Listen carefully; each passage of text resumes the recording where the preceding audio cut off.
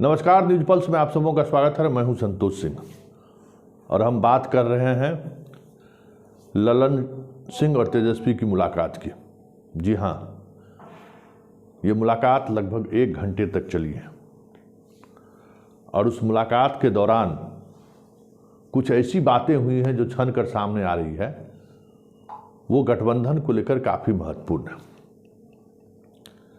जिस मिजाज में ललन सिंह तेजस्वी से मिलने गए थे, ठीक उसके उलट तेजस्वी ने ललन सिंह को 2 टूक जवाब भी दे दिया है। जी हां,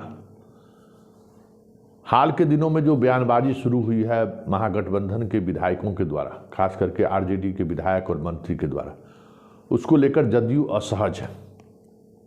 चाहे वो चंद्रशेखर का बयान हो, चाहे वो मंत्री जो जिन मंत्रियों का बयान अभी तक आया है उनका बयान हो, वो आलोक मेहता का बयान हो, सुरेंद्र यादव का बयान हो, थोड़ी असहजता जाहिर की है जदयू ने सार्वजनिक रूप से भी।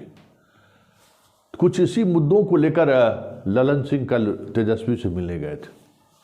हालांकि उस मुद्दा में सबसे प्रमुखता से मुद्दा उनका था कि सुधाकर सिंह पर कब कार्रवाई हो रही है और ये जो बयानबाजी हो रही है वो बयानबाजी कब तक बंद होगी। इससे महागठबंधन कमज़ोर पड़ रहा है, या फिर जिस अंदाज में बयानबाजी हो रही है वो जदयू के मिजाज के विपरीत है, और तो ऐसे में गठबंधन असहज महसूस कर रही है। हालांकि सीधे सीधे तौर पर जो हमारे सूत्र हैं जो बता रहे हैं कि तेजस्वी ने उन तमाम बातों को इस अंदाज में खारिज किया कि ये जो कुछ भी होगा वो लालू जी तय करेंगे, क्योंकि इस गठबंधन को लालू जी और नीतीश जी ने मिलकर बनाया है। बात बयानबाजी की है तो कुछ बयान ऐसे हैं जिनको सार्वजनिक तौर पर मैंने भी आपत्ति जाहिर की है। ऐसे हमने हिदायत भी दी है कि इस तरीके का बयान बचे, लेकिन कुछ सामाजिक सरोकार से जुड़े हुए ऐसे मुद्दे भी हैं जिन मुद्दों के सहारे आरजेडी पिछले 30 वर्षों से बिहार में राजनीति कर रही है, और उन मुद्दों के साथ आज भी आरजेडी मजबूती के साथ खड़ा है। इस वजह से अगर जदयू को नुकसान हो रहा है तो इस पर सोचने की जरूरत है, क्योंकि उन्होंने यहाँ तक कहा कि हमारे साथ वामपंथी गठबंधन के भी साथी हैं, उनके भी कई ऐसे मुद्दे हैं जिन मुद्दों को लेकर सरकार सहज नहीं है, फिर भी हम लोग साथ हैं, बीच का रास्ता निकाल ही रहे हैं। चाहे भूमि विवाद का मसला हो या बटाईदारी कानून का मसला हो या भूमिहीनों को ज़मीन देने का मसला हो, तमाम ऐसे विवादित मसले हैं जिस मसलों के साथ वामपंथियों का भी हमारे ऊपर काफ़ी दबाव है।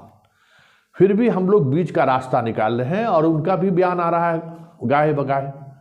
तो बयानबाजी से असहज होने की जरूरत नहीं है। तेजस्वी ने ये जो बातें कही हैं कि बयानबाजी से असहज होने की जरूरत नहीं है, बयानबाजों से घबराने की जरूरत नहीं है। हम लोग जिस लक्ष्य के लिए एकजुट हुए हैं उस लक्ष्य को हमें पूरा करना है।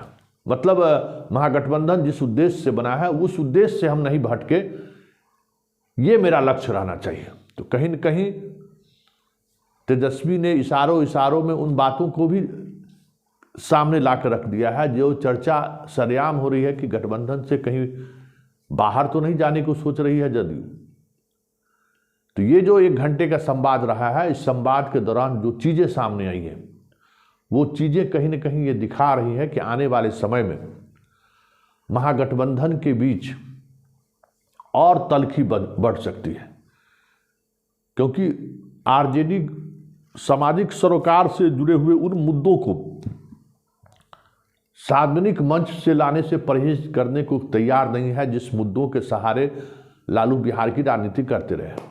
नीतीश ये चाहते हैं कि कुछ बीच का रास्ता निकले, उस बीच के रास्ते के तहत मतलब दोनों तरफ के जो वोटर हैं उनको कुछ इस स्थिति में रखें कि दोनों तरफ के वोटर का वोट हमें मिले, लेकिन इसके लिए आरजेडी तैयार नहीं है। आरजेडी हार्ड लाइनर के तौर पे अपनी बात को रखा है। तो क्या ये माना जाए कि नीतीश जिस असहजता की वजह से बीजेपी को छोड़कर आरजेडी के पास गए थे, आने वाले समय में इस तरह की असहजता और बढ़ेगी? देखिए अभी आगे आगे होता है क्या, लेकिन इतना तय है कि गठबंधन जिस बुनियाद पे बनी थी कि हमें लार्जर परिप्रेक्ष्य में नरेंद्र मोदी के खिलाफ एक गठबंधन किया है, वो अब धीरे धीरे नेपथ्य में जाता दिख रहा है। और यही वजह है कि जो मूल समस्याएं हैं उन पर बातचीत कुछ ज़्यादा होने लगा है। सामाजिक सरोकार से जुड़े हुए ऐसे मुद्दों पर चर्चा तेज हो गई है जिसको लेकर लालू परिवार राजनीति करता रहा है।